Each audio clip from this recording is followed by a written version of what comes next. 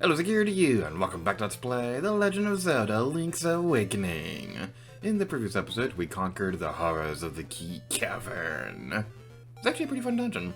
But in today's video, so we're gonna go this way, we'll not get interrupted by anybody. Oh no, it's you again! Hoot, how many instruments have you gotten so far? When you play the instruments in front of the egg, the windfish will wake, and you will leave this island. Now, you must hasten to the Yarna Desert. The dark, monstrous inhabitants of the sand will show you the way.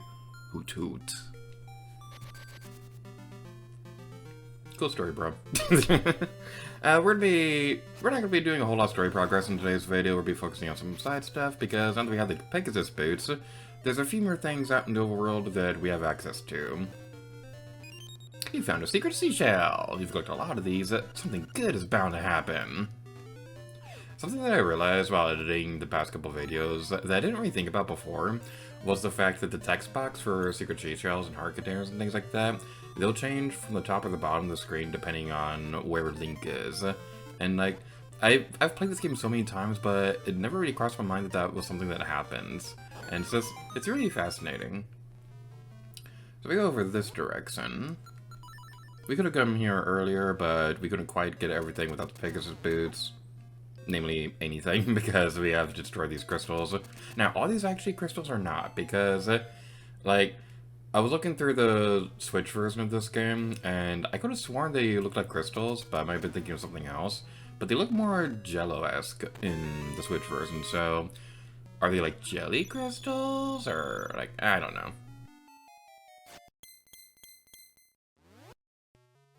That wall has a suspicious sound that I can't actually hear while I'm recording this video.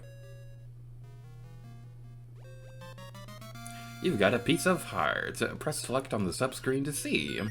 You collected 4 pieces of heart. Now you have a complete heart container. Yay!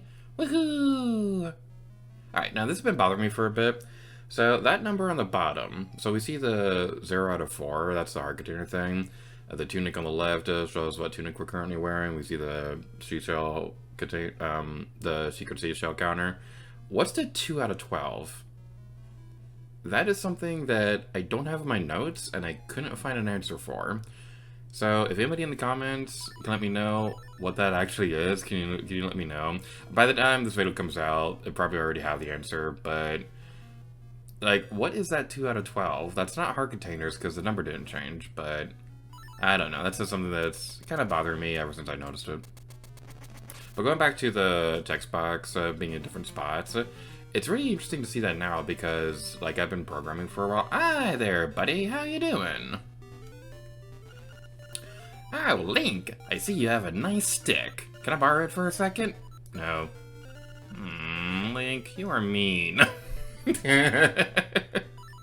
We'll come back to Terran in a bit. Probably in a couple of videos, but I just wanted to show that off because it was funny. Right here is another fairy fountain if you ever need it, but the reason why I want to go down here is because of this thing. This is usually the route that I take to go over to Ukuku Prairie, but I decided to go over a different route because I wanted to show Prince Richard a little bit sooner. But something that I didn't really bring up a whole lot was the name of the castle. It's canonically called a Camelot Castle, and I always thought that was like a really clever name. I don't know if that's the actual name in the original game for Whom the Bell Tolls. I don't know if that's a reference to that, but it's kind of like a play on words of Camelot from the King Arthur stories. So I don't know. I just always really liked that name. Heading back to Sail Cave one more time. If we head over to the west, we can go over here, and there's this tree right here. Ooh, that's very suspicious indeed. You found a secret seashell! We've collected a lot of these, something good is bound to happen. Yeah, I just wanted to demonstrate that secret seashell. There's not really anything else over here. I remember my earlier playthroughs of this game, that was one of those secret seashells that always tripped me up on where exactly it was. Like, I never remember off the top of my head where that one was. Now, I want to actually go into here real quick because I want to point out the arrow. The bow and arrow is worth 980 rubies and things like that. Now, the thing about this is that normally I don't go out of my way to grind up on rubies to, like, I'm perfectly content waiting for the bow until later in the game. I think you don't actually fully require it until later. But I will say, we are going to be getting it before we get into the next dungeon. Namely, right now. Let's steal it! Whee! Hey, you, stop! You gotta pay! Put it back! Look, a wall! Look over there, there's a wall! It's fascinating! This building has 4 of them! Guess what? You got it for free. Are you proud of yourself? I am actually pretty proud of myself. That was a very well pulled off heist. I just love to sing. What can I say? What do you like to do? Thief!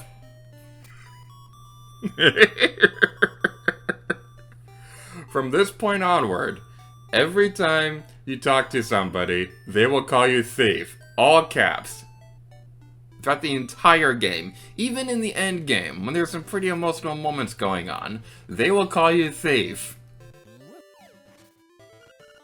Oh, thief! I see you have a nice stick. Can I borrow it for a second? No. Thief! You are mean. I remember doing this on a playthrough when I was a kid, and like, I didn't remember that I stole something from the town tool shop, and I never went back there. And so towards the end of the game, like, I'm all hyped up to get to the end of the game, and everyone just keeps calling me thief during the ending, and I'm all like, oh, hello there. Everyone just keeps calling me thief throughout the entire ending. It's supposed to be like a super emotional moment. And that's like a core memory that I'll always remember. Oh no! The Travels of Thief! Do you want to look at your album? Which picture would you like to see? Use the D-pad to select, then press the A button. I thought that was going to go on longer. This right here is my favorite picture in the entire game. Link just looks so mischievous. Just their expressions, Link, and then the shopkeeper like da da da da da. And one of my favorite details about this, alongside their expressions, because that's amazing as well, but the Japanese writing says something along the lines of shopping is not a victimless crime or something like that. I'll have the exact translations on screen, but just, oh man, I love that so much. I love that so much. But unfortunately, this is the reason why we're not going to have a full album by the end of the game. I don't want people to call us thief during the emotional moments towards the end game. As much as I love that, I think it would be better if we just leave that part of the album, like, unmarked for canonical purposes. Alrighty then. I can't go back any further than that. Alright. Well, thankfully, we don't... thankfully, I have the restore point. But, no. I have to get that secret seashell again. We go over this way, and... Die, Cuckoo! Ah! Die! Die, Cuckoo! Die! Nothing bad ever happens when you attack a Cuckoo in a Zelda game! Nothing! Ah, no! I'm getting my comeuppance! So something I love doing in this game, I always love attacking the Cuckoos in Zelda, but I always love... This version in particular is my favorite across all Zelda games, but I just love doing it here specifically because I like to see how long I can survive the Cuckoos attacking. It's just like, I just love this so much. Alright, we have 1 heart left. Ah, knockout! Ah, we're almost done. Okay, we can do this. Oh no, that one sniped me. Ah, oh well. I just love doing that so much. You can also pick up the Cuckoos as well. Whee! How about some fishing, little buddy? I'll only charge you 10 rubies. Not now. You have to have more passion. Live a little. But I don't like fishing. Fishing is boring. Alright, fine, we'll fish. Okay, here's how you do it. Use the left and right buttons on the D-pad to aim a cast. Once you hook a fish, press the button rapidly to reel him in. So we see that there's 3 small fish and 2 big fish. So what we'll be doing is that we're going to try to go over here. We're going to try to catch all the fishies. Now, the only one we actually care about, I believe, is going to be the one on the right over there, like the super big one. Because if we catch this one... Wow, nice fish. It's a lunker. I'll give you a 20 rupee prize. Try again. Okie doke. Okay, here's how you do it. Yeah, we already know this. The little fish will only give you 5 rupees each for catching them. So, I'm going to try to... Ah, dang it. I always want to know if it's possible to get the big fish on the right without getting any of the little ones.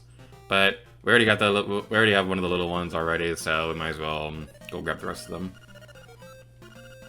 Now this is a pretty fun mini game. I'm not too big of a fishing person in real life. Like, I do it every once in a while, but I never go out of my way to be like, oh boy, I just woke up and I want to go fishing today.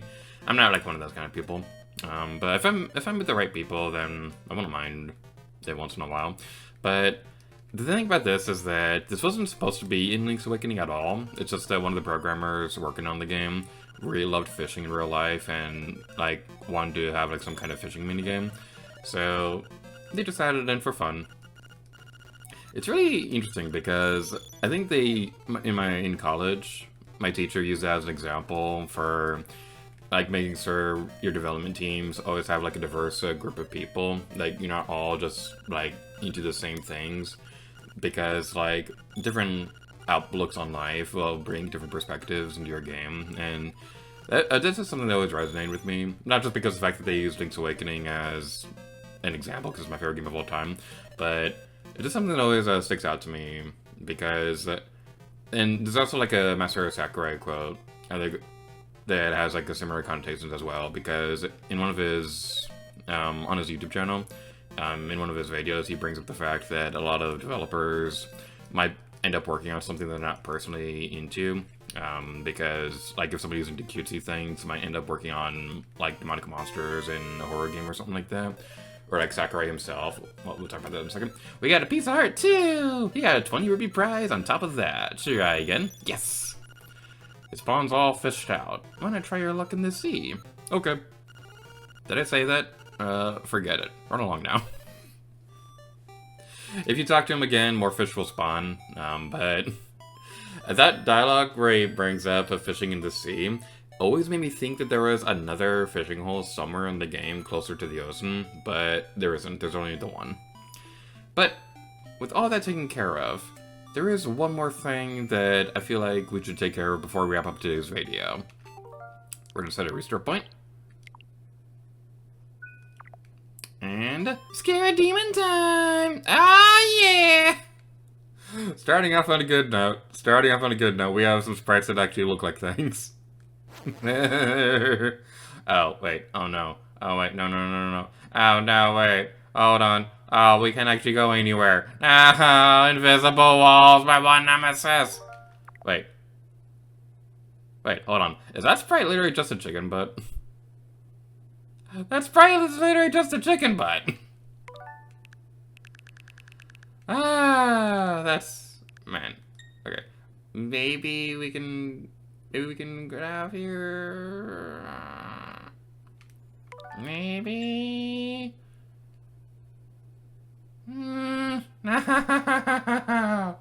Oh man, you can tell this is a good route too. Oh, okay. Alright, I guess we have to go fight some more monsters to get rid of the invisible walls. Ah, I'm so grumpy about that. With some Octoroks taken care of, let's go back into the world of the scary demon dungeon. Oh, the sprites aren't nearly as fun this time. But at least we can actually explore, I guess. Ah!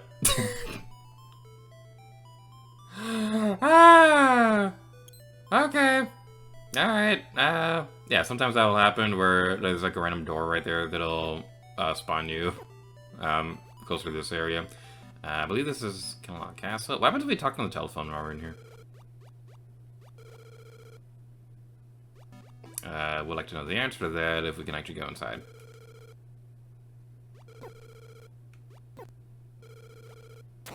I guess not. Oh, alrighty then. We're not supposed to be here.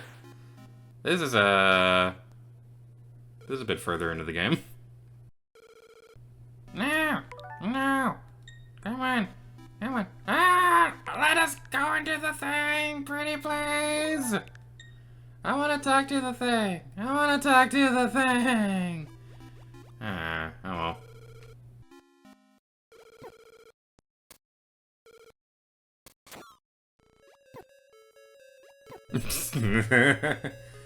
Oh, we're back here. Oh, this is still the Scary Demon Dungeon. This is teleporting us all over the same place, but it's all still the Scary Demon Dungeon.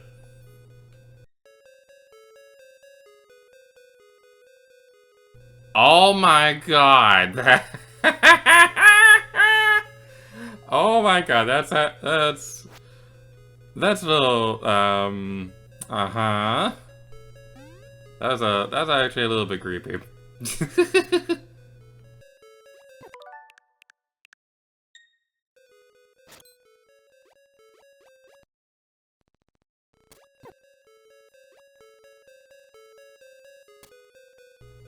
Oh, wait! Oh, wait! Wait a second! Wait a second! I haven't seen this one before! I have not seen this before! What? What was that? I've never seen it cycle through so many of the same exact screens so many times in a row. I'm not going to hold back. I'm going to make you wish you were never born. Oh my god!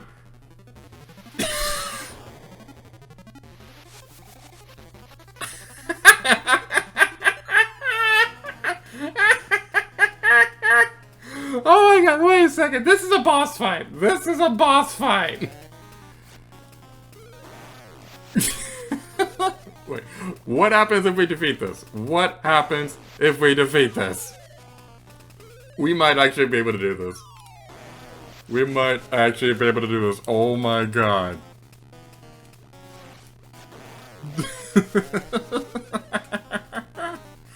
Oh wait, this is amazing. This is actually amazing.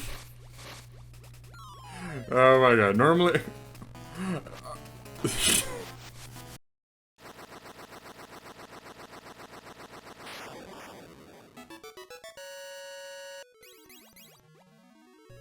Now, does the door actually open?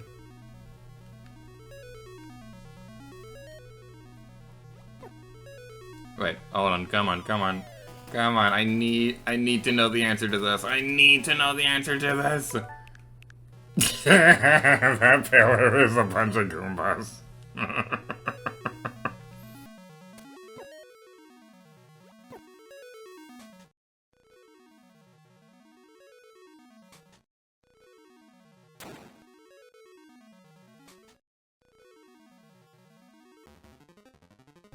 No, I defeated you already!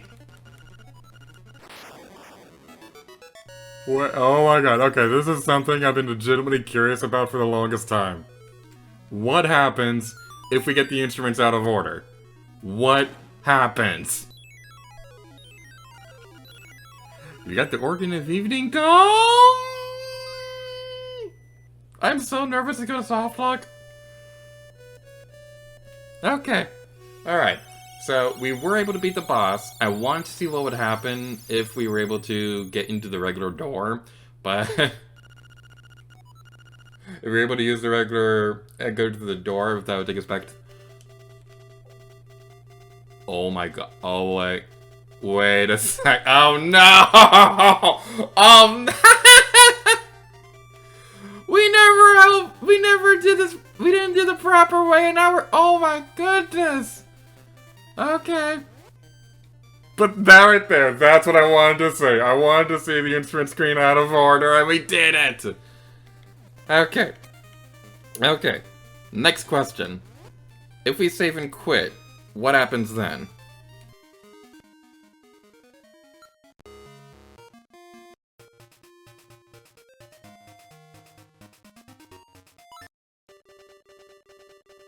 Oh no. Even if you save and quit, we're stuck here. Oh man. Alright, I think that's enough Scary Human Dungeon explorations for today. Hey, that looks great. I'll call it Link Plays with Bow Wow. Now get closer to Bow Wow. Link, get closer.